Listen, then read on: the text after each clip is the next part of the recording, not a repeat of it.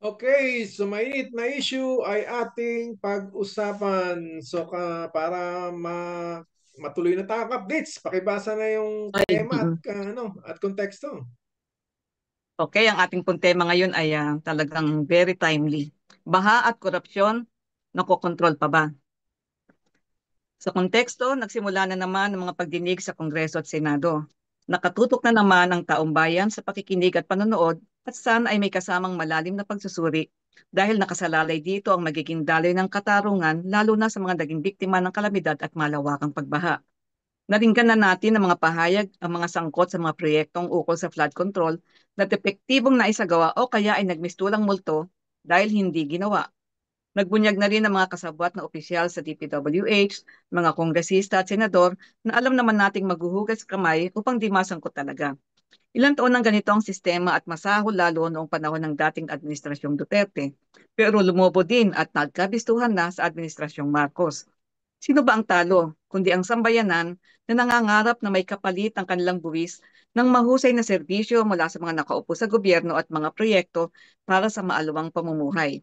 Ang kapalit pala ay pagkalunod sa baha at pagkasira ng kanilang mga kabuhayan habang nagtatamasa ng karangyaan ang mga nangungurakot sa kaban ng bayan. Ang tanong ngayon, pagkatapos ng mga pagdinig na ito, makokontrol pa nga ba ang baha at korupsyon? Taong bayan, mananahimik pa rin ba tayo at magtitiis? Ayun, bumabaha talaga, tubig at saka ng pera. Mm. So, Kaptits, pakilala natin yung guest natin. Okay. Si Loida. So, wag na Loida. natin patagalin. Yung ating patagalin, isa sa mga suki ng ugnayan sa Himpapawid. Isa siya sa mga Filipino educator, trade union activist, and politician. Our very own teacher, Franz Castro. Thank you, Loida. Good evening po, ma'am. Magandang gabi po Ganda sa umaga po dyan. magandang umaga naman dito sa Pilipinas. At Magandang syempre umaga. sa Ay, mo pala. Good morning. milyon-milyong mga migrante, no, sa iba't ibang mga bansa. Magandang umaga sa inyong lahat. Welcome back po, Ma'am Ma'am. Franz. Welcome back po. Salamat. Mukhang So, bali, ngayong September rin po, ngayong araw mo. Welcome back. Ma'am, may tanong lang po kami. So, sa ngayon, ano po ang mga pinagkakaabalahan ninyo na nitong after election, ngayon nakapagpahinga na, ano po ang pinagkakaabalahan sa ngayon? Well, sa ngayon, naka-focus ako sa Makabayan, yung political party ng mga progresibong party list at saka mga individual. No, pangalawa, no, yung mga trabaho din doon sa legislation sa ACT Teachers Party List. So kung merong mga teachers consultation at hindi pwede si Congressman Antonio Tino, ay ako ay pumapalit sa kanya o pumupunta ako doon sa mga probinsya o mga regions na kailangan natin ng consultations. Talagang suportahan So, po, active pa rin pala. Active pa rin po pala. Yes, oo, active pa rin. Nung isang linggo nga, nagpunta ako sa Rizal Technological University. Kaugnay naman doon syempre, doon sa kanilang pag-uunyon at saka yung mga legislative updates natin. So, yun, sa next week, pupunta ako ng La Union at Cebu. Okay. Okay. Nagkakahiyaan tayo. Hindi, nag-uunahan. Oo. Kasi sa dami ng ng issue ngayon eh. Okay, ako na lang. Sige, Kaptits. Teacher Franz, nakita niyo naman po sunod-sunod ang mga issue dito diyan sa Pilipinas at kami ditong mga OFW ay talagang nakasubaybay, halos araw-araw kaming nanonood ng mga hearing. Ano po bang masasabi ninyo sa kasalukuyang sitwasyon ngayon na nagkakabukingan, nagkakabistuhan at kitang-kita na talagang may mga pangungurakot na namang nagaganap sa kaban ng bayan? Well, sa totoo lang, hindi naman nabago yung nangyayaring pangungurakot, no? Panahon pa yan ng, matagal ng panahon niya, panahon pa yan ng Marcos Sr. no? Andiyan dyan na yung graft and corruption o yung pangungurakot. Naging ano lang ngayon, naging talamak lang talaga ngayon ang nangyayaring pangungurakot dahil nga sa nalubog, no, sa baha ang ating mga kababayan, naging obvious, no, yung Mm. mga pagpapaya, yung ghost projects, yung mga substandard na mga proyekto sa flood control. Kasi ngayon, makikita natin dito sa ating bayan, no, bukod pa dun sa paninira sa ating mga kapaligiran, no, through mining, quarrying, etc., ay talagang hindi na mapigil itong mga pagbabaha. At inaggravate pa yan ng mga pangungurakot ng mga kontraktor, opisyal, mga kasapakat sa DPWH at iba pang mga ahensya, no? Even magtataka kayo, even COA, 'di ba? Even COA sangkot, no? Hmm? Doon sa merong isang commissioner na impeachable official na merong asawa na contractor pala, no? Kontraktor. Mismo ang Hmm. nagiging kontrata, Grabe. imagine mo 'yan, 'di ba? So talagang kahit sila, no, yung yung sinasabi natin na conflict of interest ay Hmm. parang baliwala na sa ating mga politiko sa ngayon. Kaya kung titignan natin yung korupsyon na yan, matagal na yan na nangyayari. Ngayon lang siya na obvious. Ito nga, yung sinasabi natin ng paggamit ng kapangyarihan, ng posisyon sa gobyerno, sa kanilang pansariling kapakanan, no? Pinalalala pa yan ng political dynasty. Kaya talagang talagang malaking problema talaga, no, ng sambayan ng Pilipino, ng mga mamamayang Pilipino, ang graft and corruption, nepotismo, ano pa ba yan? At syempre, yung tinatawag natin ito as a whole, no, ang ating termino diyan ay burokrata kapitalismo na Hmm. nako-concretize na ngayon ang ating taong bayan, no? Yung sinisigaw nating burokrata kapitalismo ibagsak. No, kasi yan talaga yung isa sa mga nagpapahirap sa ating bansa. Saka ang Eh, lakas kasi ng social media ngayon eh. Tapos naka-live pa yung mga hearing. Kaya ang tao talaga nakasubaybay. Oo. Eh, kung isipin mo naman, singit ko lang nabanggit ni Ma'am Franz na yung ang corruption nagsimula nung panahon ng matandang Marcos, which is birthday pa ngayon birthday ngayon ng matandang Ferdinand Marcos Sr., 108th birthday. Mm.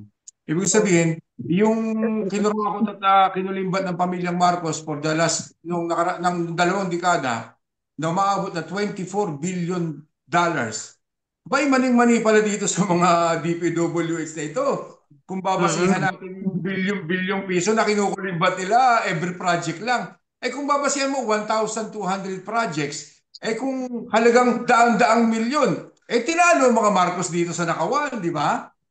Walang sinabi Yes. yung Ferdinand Marcos at saka Imelda Marcos sa pagpapangulimbat kasi sila marami pa sila mga pinaikot-ikot. Ito simple lang Gagawa ka lang ng dami na kumpanya na contractor company, bibigyan mo ng lisensya, tapos ang bayaran pa sa casino, talagang mga utak kriminal to mga walang yan ito di ba? Wala akong masasabi talaga, talagang organisado. Kaya nakakatakot at nakakabaliktad ng sikmura dahil, habang tayo naghihirap mga kababayan natin, kita-kita mo naman hirap na hirap sa makaraos sa pang-araw-araw ng pamumuhay.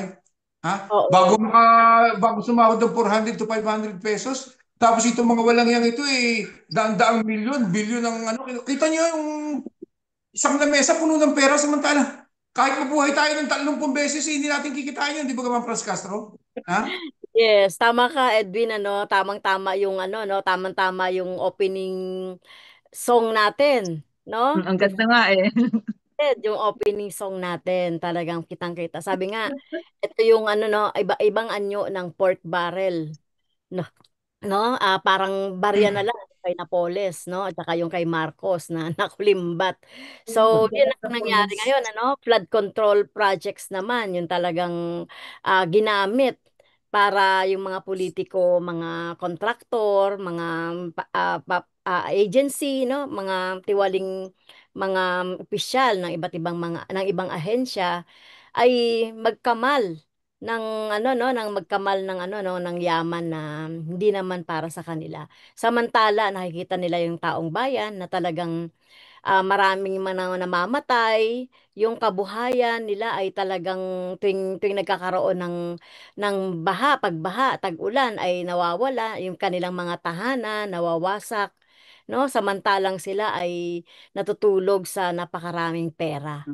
No, talagang pag Kakambayaan. pinapanood ko nga yung hearing, no, lalong-lalo na yung hearing ng House dito sa House of Representative, kikilabutan ka nga doon sa mga makikita mong ano, no, makikita mong pera. Mga Nila, pera. oo nga, tayo Normal nga. lang daw sa kanila yun, normal. Yes, oo, tayo nga talagang sabi nga ni Edwin kanina, kailangan mo ng 8 oras para lang sa 300 hanggang 600 na piso sa isang araw. Mm. Tapos sila ay talagang ano, biro mo, ano lang, pondo, salita lang, di ba? Ida-download. Ibababa lang niya, may politikong magbababa ng ganyan, ay meron ng 30%. No? Mga iba't Walang ibang, kahirap-hirap. no, ang daming mga porsyento sa iba't ibang mga level. So talagang nakakagalit. No, nakakagalit talaga itong nangyayari na nakikita natin harap-harapan sa ano natin ano sa bayan natin, nakitang-kita natin harap-harapan ay pinagnanakawan tayo ng sindikado sa gobyerno at ng mga kontratista. Ay, ano pa? Speaking of talagang sobra-sobra ng pagpapahirap sa mga Pilipino, no? Yung kumbaga garapalan na talaga. Sa ngayon may mga nangyayaring pag-aakla sa Indonesia at saka sa Nepal. No, Mm. pero talagang kung ikukonsidera natin, talagang matalamak din yung corruption sa kanila. Mm. Oo, totoo no, totoo talaga no. May mga like sa Indonesia, no? Sa Indonesia, hindi natin akalain, Indonesia at Nepal, hindi natin akalain na ganun na yung kagalit ang Sa atin. mamamayan. No, ano na, siguro napuno na yung mga mamamayan na imaginein mo nga naman sa Indonesia, yung house allowance lang, housing allowance sa mga member of parliament nila ay 10 beses nung kanilang sinasabi na sweldo. 'Di ba? So sino ba magagalit noon? Tapos nakikita nila yung kanilang mga mamamayan ay naghihirap. Ganon din sa Nepal. No, yung Mm. ito naman sa Nepal ang kumilos talaga dito ang Gen Z, no? Mga Baka kabataan. mga kabataan talaga, no? Um, talagang nagsumusugod sila sa iba't ibang mga ahensya at saka sa mga MP, sa mga opisyal ng gobyerno nila, no? Talagang ganoon. Kaya siguro wag nang hintayin pa nung ating mga opisyal ng gobyerno yung ganyan, no? Itong ginagawang pagdinig, no? Kailangan meron ng managot, no? 'Di ba tama? Hindi pwede yung puro investigasyon lang, dapat merong managot dito, otherwise talagang ang mga tao ay baka mapuno na, no? Kung ano yung gawin ng ating mga mamamayan. Simple Speaking lang of naman. kabataan po, kanina sa Bulacan, taga Bulacan po ako, Malolos. Kaya alam ko yung mga baha-baha doon.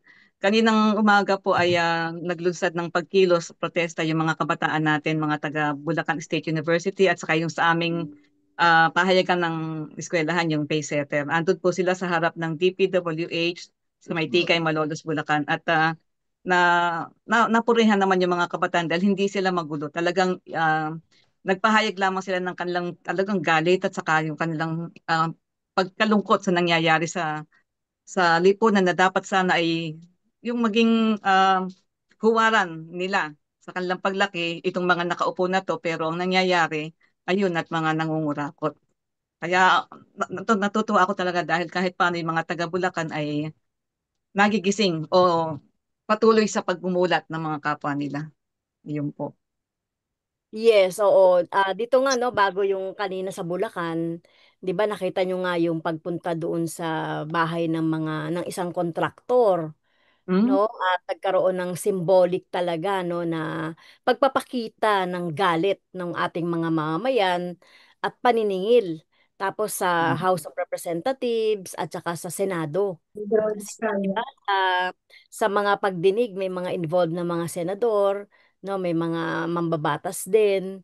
At saka ito sa mga DPWH na mga opisina ay nagpupunta sila. Kaya sa darating na September 21, no, bubuhos ang ating mga mamamayan para ipahayag din yung galit at talagang yung pagkadismaya doon sa nangyayari dito sa gobyerno natin na talagang parang sindikato na, no, yung pangungurakot.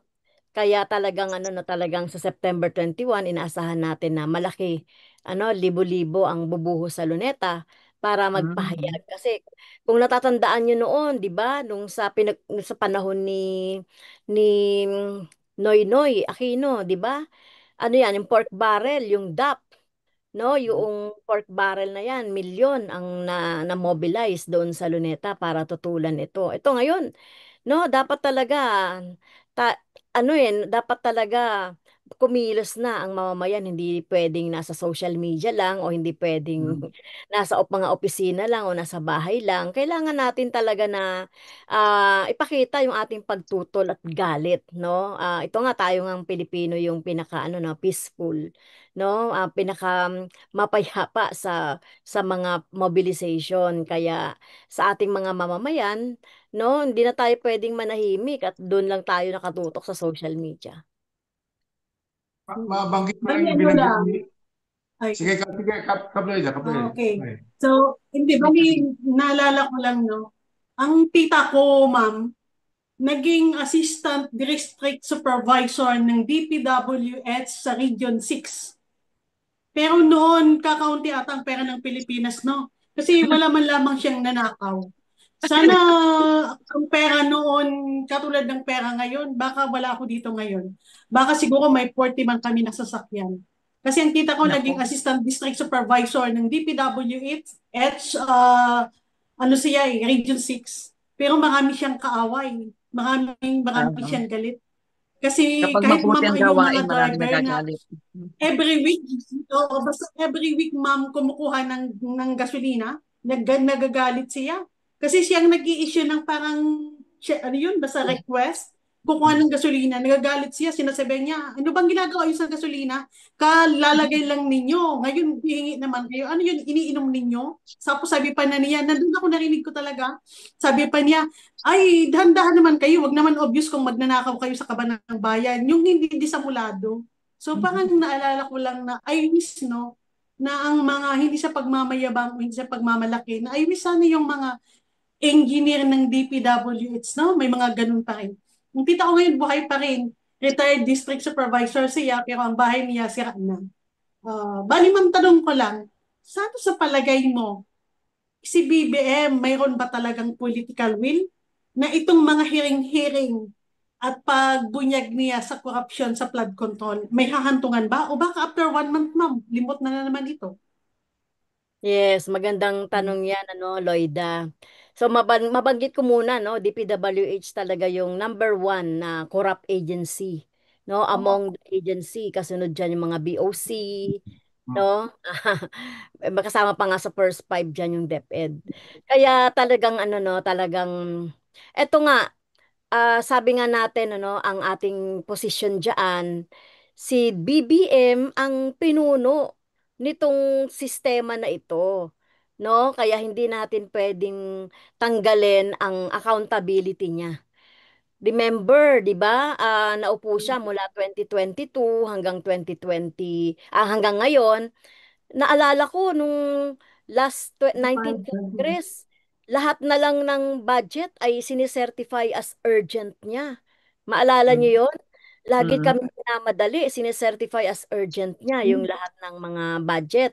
So, ang ibig sabihin, alam niya, no? Huwag siyang magmaang-maangan na bigla siyang magugulat na may mga ganito palang project na mga ghost, no? Parang para sa atin, para sa amin, para sa atin sa Makabayan, siya yung mastermind nung ganitong dahil nga siya ang presidente, siya ang nagpapasa ng NEP, no, yung National Expenditure Program taon-taon.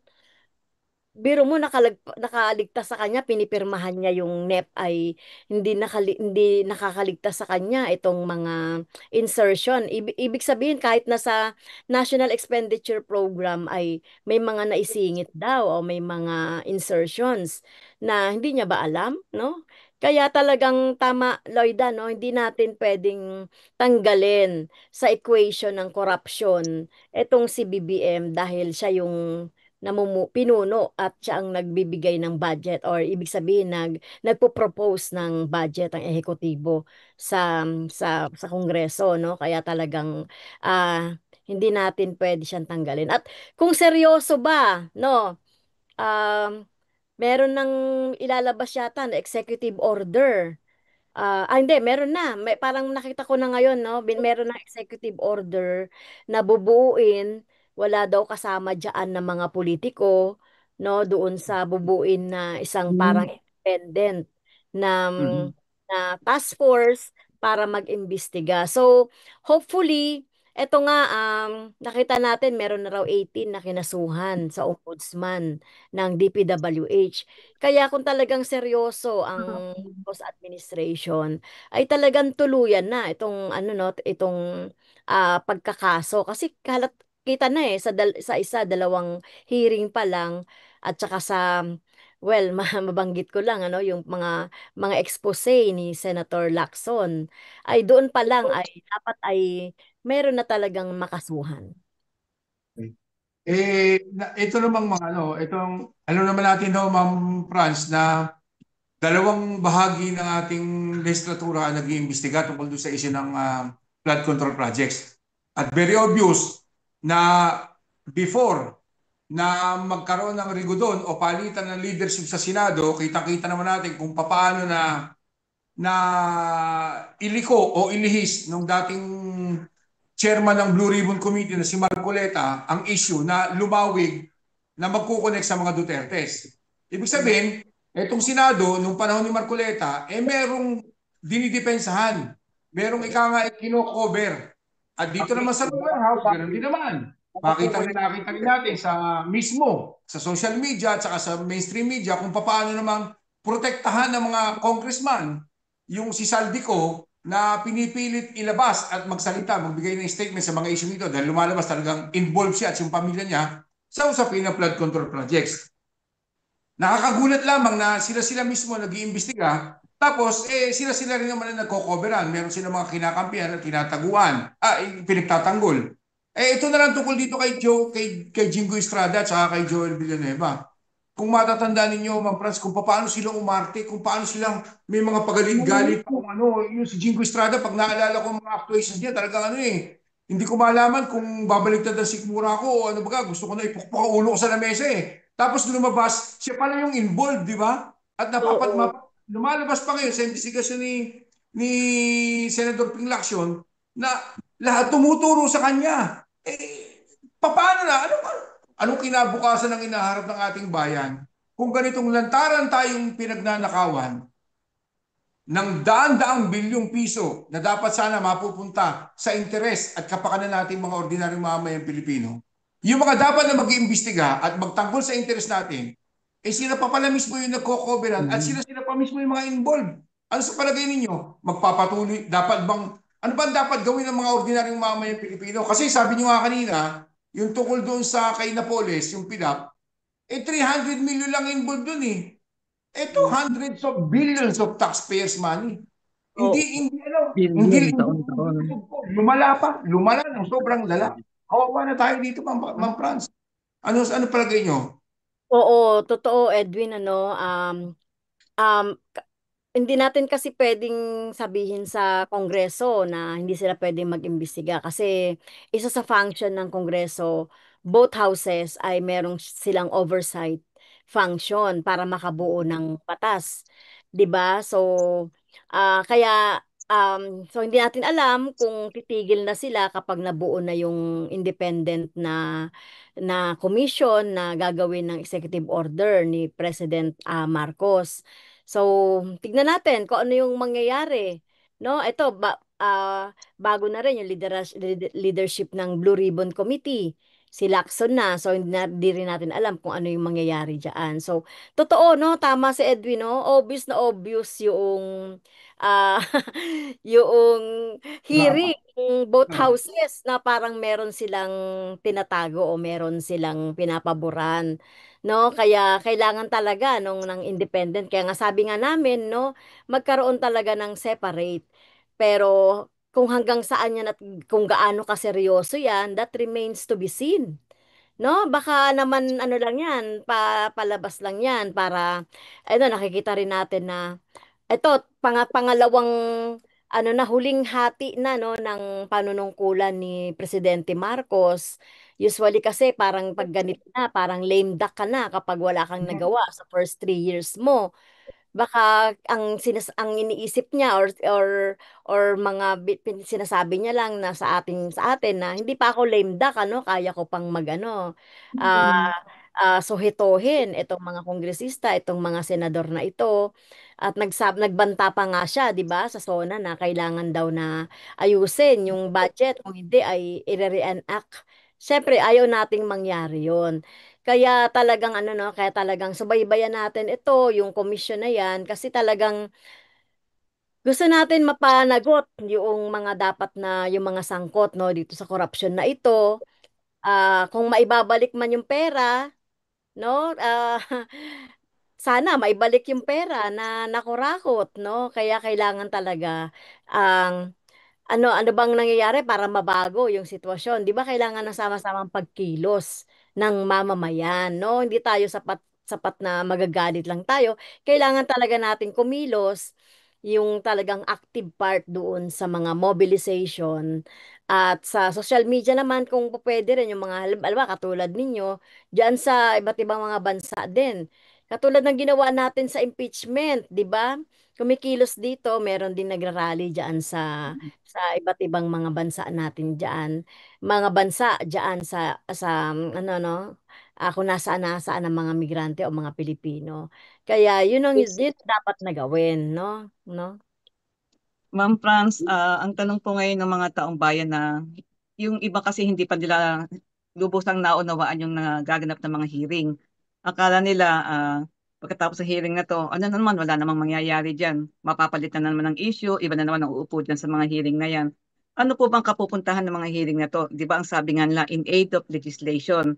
Ibig sabihin, gagawa ng mga batas, karagdagan para yung katulad ng sasabihin ng transparency, di ba? Kapag yung mga ginagawa nilang mga negosasyon, dapat transparent. At pati yung talagang kapupuntahan ng mga project, dapat pinupuntahan talaga, hindi yung pinipirmahan lang ng mga opisyal at hindi nila nakikita kung ginawa ba o natapos ba yung project. Ngayon, ano po yung mangyayari pagkatapos ng mga hearing na ito? Dahil kayo, naging bahagi rin naman kayo ng Kongreso noon. Pagkatapos ng hearing, talaga po bang nagkakaroon ng mga pagsasagawa ng mga bagong batas? At ito ba ay talagang magiging epektibo na na solusyon do sa mga nangyayaring issue na to? Yes, oo. Usually, in aid of legislation, medyo matagal to. Siyempre, Mhm. maghihiring. Tapos, isipin ano ba yung may butas sa ating mga batas sa ngayon. No, Mhm. halimbawa sa procurement, no, sa procurement law natin, merong naipasa na bago sa procurement law natin. Tapos yung doon sa ano na ba talaga? Kasi talaga namang dapat, 'di ba? Yung DPWH na mga engineer, mga district engineer, dapat tinitignan nila yung proyekto, no? Mm. Kung ano yung nagiging ano, no, nagiging Development. Mm. development. Kaya maganda rin na maging transparent, makita sa website man lang ng DPWH ano ba yung nangyayari doon sa mga proyekto. Kasi ang hirap din yan, libo-libo yan. No, Mhm. sa isang ano na, sa isang ano lang sa isang probinsya nga lang, katulad ng Bulacan, ilang daan yan Sa na amin mga po yan. projects, no? Ilang daan yan na mga projects, no? Ang daming bayan sa Bulacan. Yan Diyan talagang pa bahain ko yung Bulacan eh. Kaya halos Yes, na doon dyan, lahat napunta yung pondo. yes. Oo, dyan talaga lahat. Kasi lumalala pa yan dahil dun sa pagpapagawa ulit ng airport. No, may Mhm. gagawing Mhm. airport dyan na nag-reclaim Yun ng nga po eh. Tinutulan yan pero natuloy din. malaking bahagi ng Manila Bay tsaka yung iba pang mga at mga body of water diyan sa Bulacan. Kaya talagang 'yon, ano ba yung dapat na mga batas na gagawin. Tapos yung plunder, parang Mm. 'di ba may gustong baguhin tungkol dun sa plunder tsaka graft and corruption. So, ganyan yung mga gagawin ano in aid of legislation. Dapat madali lang 'yan. Tapos pag may nakitang dapat na panagutin, dapat na idemanda, ay gawin na. No, katulad Mhm. nung pag-iimbestiga dati tungkol sa usapin ng laptop, no? Usapin ng sa Parmali, no? Doon Mhm. sa nangyari may mga kinasuhan, may mga binago rin ng mga batas. So ito rin ganun din yung dapat na gawin. So ito hindi na lang pagbabago ng batas ang focus dito eh. Ang ating focus dito ay yung pagpapanagot sa Mhm. mga sangkot, no? Hindi pwedeng ano na lang in aid of legislation lang ito. Kailangan kasuhan agad itong mga na nasasangkot kasi kahit sa mga report at isa dalawang pagdinig pa nga lang sa Kongreso ay nakita na natin yung potential na pwedeng ikaso, no? Ay Mhm. ito nga lang um yung Alcantara, ano yung Alcantara ba yun na yung boss Henry Yes. Alcantara po ako. ko kakaligtas pa rin eh, hindi pa rin siya nako-content dahil siya naman yung mukhang talagang nagsisinungaling doon, Mhm. no? Kasama nung Maski naman po yung Ma'am, ano mag-asawang lang. Diskaya eh. Gusto eh Ayan. maging state Ma'am, ano witness. lang ako. Ay, sige. at saka Ay, yung ano ano, lang 'di ako. ba? Yung mga iba pang mga kontraktor, no? Yung Mhm. Yes, yes, yes. team dun sa Wawaw, no? Kailangan talaga na meron makita ng taong bayan na talagang pinapanagot natin ito. Kasi bandang huli, baka ang mangyari niyan, pag iba na naman ang focus ng mamamayan na issue, wala na naman yan. Ito Wala katulad naman. nito, hindi lang panahon ng Marcos may flood control na mga projects katulad ng sino ba nagsabi sa inyo, hindi dapat makaligtas dito ang mga Duterte. Oho, Dahil oho. malaki din nung panahon ng Duterte, malaki din yung mga ito, Participation. oo, yung flood control management mga project na talagang substandard, hindi natuloy or naging ghost. So, kailangan tingnan yan yung panahon ni Duterte kasi nag-ano yan eh, hindi lang panahon na ngayon. Kaya Mhm. kailangan talagang ano yan ano, talagang hindi lang ngayon, kailangan talaga yung panahon pa ni Duterte. Kaya baka naman malimutan na rin yung impeachment, 'di ba? So, Mhm. Mhm. isa rin ito doon sa korupsyon na nakikita natin kaya wag natin ang mga tao wag malihis no ng focus no sa mga Duterte, sa mga Marcos na talagang talamak ang korupsyon sa mga panahon nila. Loida? Ah, wala naman. Ma'am, ano lang. Hindi na, ano lang ang sa akin. Itanong ko lang. Pag kung sakasakaling nabuo yung independent commission na mag-iimbestiga sa mga salarin sa flood control, tapos na-find out nila na guilty talaga, sila po ba mismo ang magpapataw ng parusa at magpapakulong sa mga kinauukulan? Yung independent body o independent commission na ibubuuin. Di ba sabi mag-iimbestiga sila? Sila Well, ang na-attach na oo. mag-iimbestiga. Kung sakasakaling matuloy po yon at ma-implement yon at na-find out nila na talagang guilty itong mga ano nito na mga engineer, mga contractor, si Ralin po ba ang mag-decide at magsasabi na dapat hatulan sila, ikulong sila o papanagutin sila? Hindi. Merong ano, i-recommend nila, no? Kasi i-recommend nila Ah, kasi ang 'di ba meron tayong ahensya, yung ombudsman. So depende sa Mhm. salary grade tsaka sa legal correct. Okay. yan na siyang pwedeng lumitis doon sa magiging kaso na ipafile dito sa mga tiwali ng mga opisyales ng gobyerno tapos doon naman sa mga kontraktor. 'Di ba? Ano ba yung mga pwedeng gawin diyan? Eh di i-ban sila forever. No, i-blacklist sila forever. Tapos tanggalan sila ng lisensya katulad ng mga planong gawin sa ngayon do sa mga diskaya. Pero kailangan mo na due process. Kailangan yung talagang maimbestigahan ito. Kaya yung ang mag-aano diyan yung DOJ, yung ombudsman, yung Sandigan Bayan, depende sa sweldo, no, ng ano. Tapos pwede ring impeachment. No? Pwede yung Mm. impeachment kung ayaw mag-resign, no? Isang COA impeachable na commissioner na merong kinalaman o meron siyang So, co-commissioner, asawa na asawa merong niya, contractor. project. Kaya yun, no? Hindi ko nga alam kasi kung merong subpoena power ba itong mga bubuin na ano, no? Kung merong subpoena power, contempt power. So kailangan makita natin yan sa executive order. Mapapansin mo, yung isang modus ng mga suspect na ito yung COA commissioner na involved yung asawa, may sakit, nasa Singapore. Si Sindico, bumaba ang blood pressure, nasa Amerika na agad, tumakbo. Di ba ka? Yung si Diskaya, ganun din daw, merong stress, something, kaya hindi pwedeng iwanan yung apat na anak, kaya hindi sumipot sa huling hearing dito sa House of Congress. Isang dahilan nila yung may sakit, nagsasakit-sakitan, di ba? Ibig ko sabihin, sana dito sa nalalapit na investigasyon, madali namang solusyonan at patunayan ang mga sinasabing pinagbibintangan na involved dito. Kung susundin lamang yung proposal at yung hiling ni Akbayan Congressman Chair Jokno.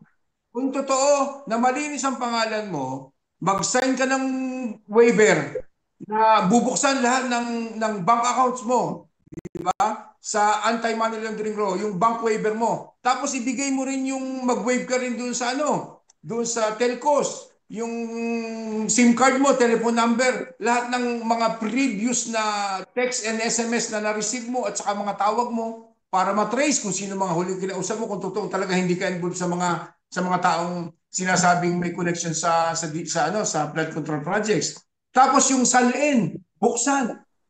Sa ngayon, si Representative Romulo lamang na dinawit ng Madiskaya, nagsabing gagawin niya yun. The rest ayaw kung ako si Jingo, imbis na kung ano-ano drama ang gawin niya doon, kung ano-ano pang at saka si Joel Villanueva, may pagkayong pa sa podium ng Senado, gawin nila, buksan na nila ang kanilang mga At kung hindi nila kaya gawin ito, ano pa ang iisipin namin, mga mamamayang Pilipino?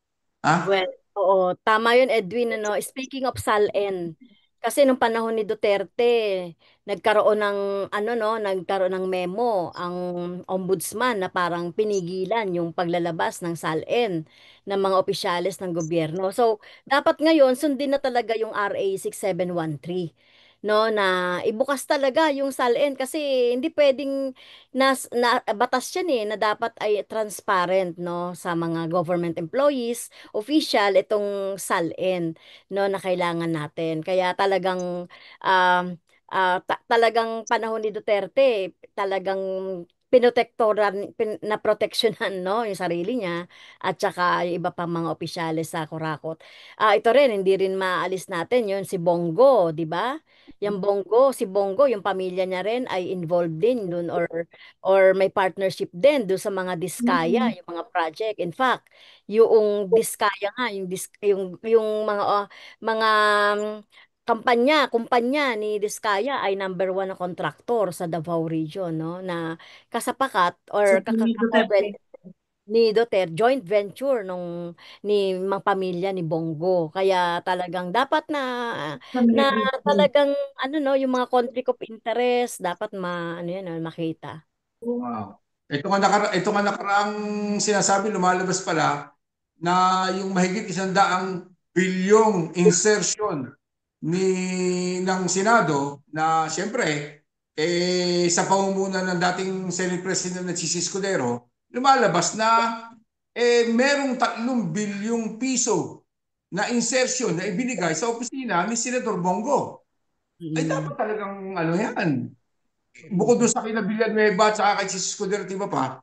Abay, dapat ikalampagin talaga yan at ay imbestigahang mabuti. Saan napunta? Bukod pa yung mga nakarang involvement ng pamilya Go. Di po ba, Ma'am Franz? Oo, tama Edwin, So, lahat 'yan mabubulgar kung sakaling merong independent commission na hindi politiko, hindi mga mambabatas, no? Talagang independent talagang mag-isip. So sana nga no pag-asahan natin na magkakaroon ng ganun, pero tingin natin kung talagang seryoso si Pangulong Marcos ay ano no, talagang kasuhan na itong mga nakikitang meron ng talagang obvious na naglabag sa batas. Totoo po kaya na si dating senior Supreme Court Justice Carpio ang isa sa bahagi ng ng Pwede ng siya, no? Pwede. narinig ko Oo. lang yun, nabasa ko lang. Wala pa, hindi po pa alam, hindi pa nababanggit kung sino-sino yung mga. Wala pa. Sana ano siya dahil independent talaga yun. Kapdis, may tanong ka, Kapdis? Hindi, siguro napasadahan natin lahat yung tungkol sa corruption. Curious lang ako, Ma'am Franz. May bagong balita kasi eh. Ano na tayo ha, medyo change topic na muna tayo. Total patapos na yung ating programa. Yung tungkol sa The Hague, yung ating nakakulong doon na dating presidente, parang meron yatang bagong issue ngayon. Alam niyo Oo, na po ba? oo nalungkot nga kami no. Syempre nag-aano rin tayo, nakikiramay din tayo dun sa ating mga pamilya ng EJK dahil ito yung pinakahihintay-hintay nila no Nga po na eh. sa September 23. Pero sinabi ng abogado kasi meron daw sakit or ewan ko kung totoo yun, hindi na raw makakilala kahit na pamilya. Incognitivo Ano lang daw yun? po. Kung nag-OA lang yun, Programa na lang ba? hindi na makapagsalita o hindi na makaintindi ng Hindi kung daw, ano. hindi daw makalila Pero hindi kakalimot po ba na. may doktor naman na mag-ano nun May doktor Well, na dapat may titignan. doktor na mag-certify nun kung Hindi totoo yung to. parang ano lang Oo, nasasabihin totoo nila na yun. gano'n. OA lang yun, ano? So, talagang tayo, nadismaya tayo diyan, pero kailangan ng patunayan naman talaga ng abogado, ng Duterte, etong sinasabi ng kanilang abogado, kailangan patunayan niya ito at kailangan ang ICC ay wag silang ano no, wag silang magpadala dito sa pag sa Nakakadamahan. kasi imagine niyo yan tumakbo pa ngang mayor yan, di ba? Tumakbo pang mayor yan at ang dami-dami pang mga pinagsasabi. Kaya talagang ano no, hindi natin alam kung talagang totoo yan. At saka opinion ko lang dyan, kahit paano maging health condition yan, dapat litisin yan para makamit ng hustisya dahil hindi isa, dalawa, tatlo, mahigit 30,000 Pilipino ang pinapatay niyan. At may mga testigo, may ebidensya kaya dapat managot sa batas yan. Kahit wala sinasabi nilang may Alzheimer na raw yan, naku, hindi ako naniniwala. Nuknang lang pinakasinungaling sa buong mundo yan si Rodrigo Roa Duterte. Paano ka maniniwala diyan? Ha? Kalokohan lang yan. Dapat siya may at siya maparusahan sa batas. Oo, Kaya so naman yung mga nakahandang programa sa The Hague mula September 20 hanggang 23, tuloy pa rin po. Tuloy yun. okay. So Dahil mabuti. isang kampanya na rin yun eh. Oo. At kami naman dito sa Pilipinas ay talagang inaano natin ito no, kinakampanya natin ito na dapat na magtuloy no yung ating mga EJK victims, yung ating pamilya no, talagang binibigyan na talaga natin sila ng lakas ng loob na talagang lumaban. Franz, alam naman namin na meron pang tanong, Kapdits? Wala na. Busog Okay na busog na? tayo. Kaya Kasi kami laging nasa likod ninyo kami. Oo, Sa lahat ng ma'am, nabanggit nyo kanina na kayo po ay ika nga involved ngayon sa mga aktibidades Sa sa Makabayan. Makabayan. Nasa Makabayan si Ma'am ngayon. Ay ano po yung mga nalalapit na programa ng Makabayan? At kayo bilang partisipante ng grupong ito, isa sa mga namumuno, ano po yung inaasahan ng ating mga migrante at mga kababayan Pilipino, hindi lamang itong tungkol sa issue ng korupsyon, sa flood control, at saka siyempre yung hearing dyan sa The Hague, at marami pang ibang issue. Ano po yung tatahaking landas ika nga ng Makabayan sa mga susunod na panahon? So, syempre, no, pinapalakas natin yung ating mga party list. Inaalalayan natin yung ating mga party list na incumbent sa ngayon na nandoon sa Kongreso, dalawa lang sila. Pero merong good news. no? Baka makahabol na rin at maproklama ang Gabriela Women's Mm. Party sa mga susunod na mga araw. Kaya abangan natin yan, no? At kailangan talagang ano, no, talagang kami nga excited kami, no, dahil na-finalize na-finalize na yung disqualification noong Duterte Mhm. party list. Kaya merong papasok na tatlong mga party list kasama number one doon ang Gabriela Women's Party. So yun. So pangalawa, no, tayo ay syempre ay magbubuo ng mga kandidato, no, sa iba't ibang mga level ng pamamahala sa ating gobyerno. Ah, individual man yan, sa district man yan, sa kongreso, sa party list, at pwede rin siguro mag-ano tayo ng for president and vice president. So, yun yung ginagawa natin sa ngayon, yung pagpapalakas ng ating political party. Yun. So, yun muna, no, yung ating Oo. maibabahagi.